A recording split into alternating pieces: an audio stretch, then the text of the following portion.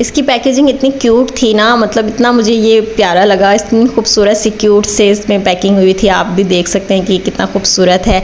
तो क्योंकि baby boy था तो उन्होंने बॉय का ये जो है पैक बनवाया है, साथ में इसका नाम भी है, बादशाह गिल बेटे का नाम है और उसके फादर का नाम था, और साथ में इस तरह से मिठाई जो है ना प्रेजेंट की थी। तो बहुत ही ये खूबसूरत लग रही थी। ये था आज का व्लॉग। आई होप आपको पसंद आएगा। मिलते हैं नेक्स्ट व्लॉग में। Bye bye.